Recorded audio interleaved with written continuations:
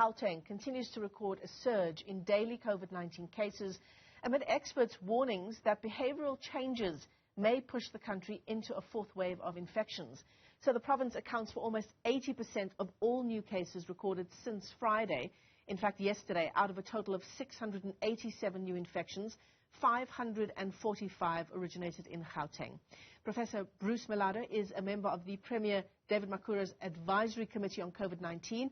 He joins us now to unpack the latest trajectory of the virus, particularly here in the province. Prof, it's great to have you with us on what is an incredibly worrying story. I mean, if you look at the numbers from just a week ago, and we've spoken to other experts as well, particularly around the issue of Gauteng, it does look like the province is starting on a fourth wave. Thanks for having me. Indeed, the situation is very worrisome. We are looking at the numbers very carefully on a daily basis, have very intense discussions within the committee and with other stakeholders. So the situation is such that about 2 weeks ago, which is sort of corresponding roughly with a period where we would have expected an increase in numbers due to the November 1st elections, we had about a 50% increase with respect to previous weeks, which was, of course, already worrisome enough. But this week we've had an unusually large acceleration, an unusually large increase in number of cases. Now, our committee, before declaring that a wave is coming up, we need to ascertain that not just the number of cases, but many other parameters that we use to ensure that we have a comprehensive and self-consistent picture in the numbers. We make sure that that's the case before we go out and talk about a wave. However, the likelihood is unfortunately very high. Now, one has to be also cognizant of the fact that we have seen in the past few weeks a situation whereby some of the cases reported belong to a much earlier date. So there's a little bit of backlogs happening and so on and so forth. But it appears that last week the numbers that we are seeing seem to be driven by positive cases that took place last week. So indeed, we are very concerned. How much of, according to your research, Prof, how much of the election and campaigning would have played into where we are at now in terms of the trajectory of the virus? So typically, when we have a super spread event that is significant and may play the role of the trigger of a wave, it takes typically 10 days to 2 weeks to be felt.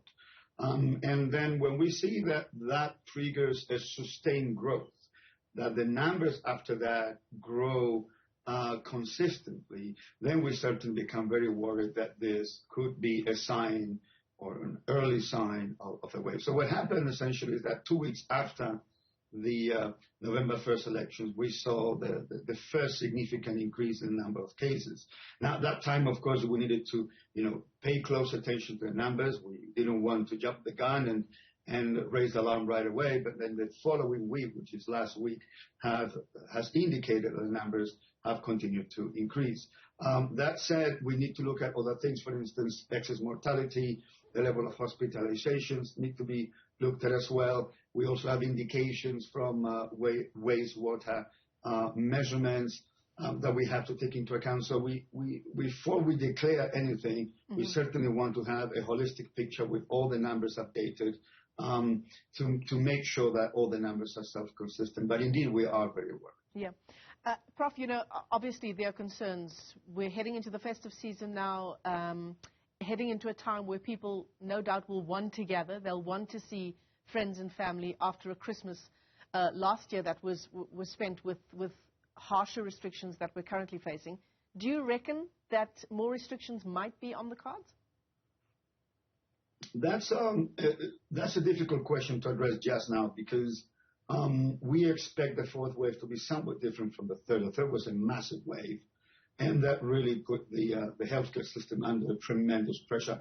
What we're doing now is we're paying extremely close attention to all the data that comes our way to recalibrate the model and understand the actual trajectory that we will have. We have, of course, predictions. We have uncertainty in those predictions. We know the fourth wave will not be as severe as a third. But now with the new data, we're going to be able to have a much more accurate prediction of what's going to happen in the weeks from now. And depending on that, then obviously policymakers are going to have to impose certain restrictions if needed. But everything will depend, in my view, on how the fourth wave will evolve. That being said, regardless of this conversation, it's now absolutely essential that people get vaccinated. I mean, I think we have relaxed a bit when we saw the very small numbers, 6 weeks ago. The numbers were very small, as was predicted by the modeling. But it does not mean that the fourth wave is not going to take place or that it will be very small. That's not the case. So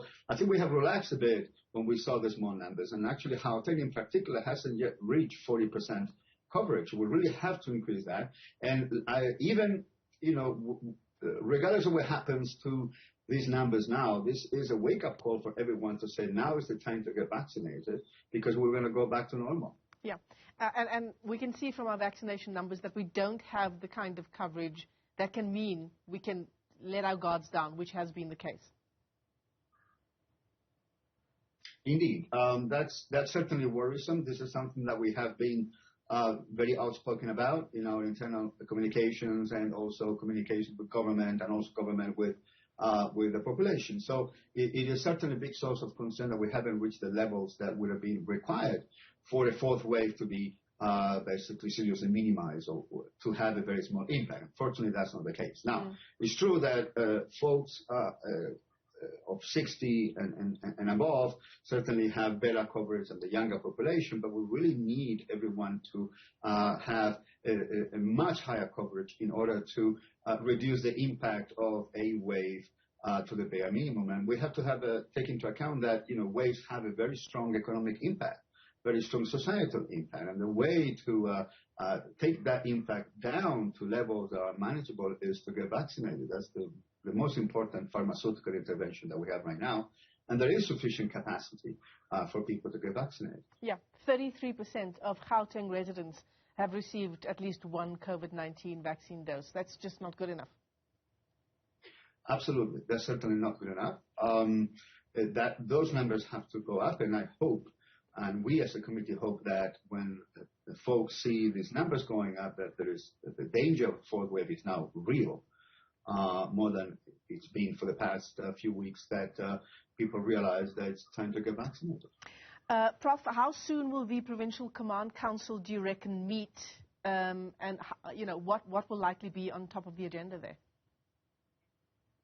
We report to the Provincial Command Council on a weekly basis, and if needed, more often than that. So we have a meeting on Tuesdays where we report our analytics and the results of the study of the numbers. But now, of course, that we seem to be approaching a fourth wave, we certainly do that reporting more often than weekly. So beyond that point, of course, it's up to the Premier and the Office of the Premier and all the stakeholders that participate in the PCCC to take the corresponding decision.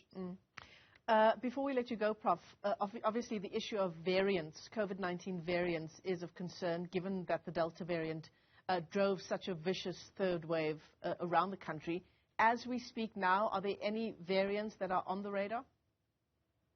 That's a very good question, and the issue of variants and the change of the behavior of the virus is always a big uncertainty. That's why it's very difficult to predict what's going to happen in the future. So what we do is we talk to the corresponding stakeholders who are monitoring the composition of the virus as we speak. I mean, the latest numbers and the latest analytics indicate that the Delta variant remains the dominant variant in South Africa. So all the modeling that has been done so far is based upon that assumption, and it seems to be holding water for the moment. Prof. Bruce Mellado, let me thank you for your time this morning on the AM report. Gauteng continuing to see a surge in daily infections. Experts warning that behavioural changes may well push us into a third wave of infections. Prof. Bruce Mellado is a member of David Makhura's advisory committee on COVID-19 here in the province. That's a big developing story we're tracking for you.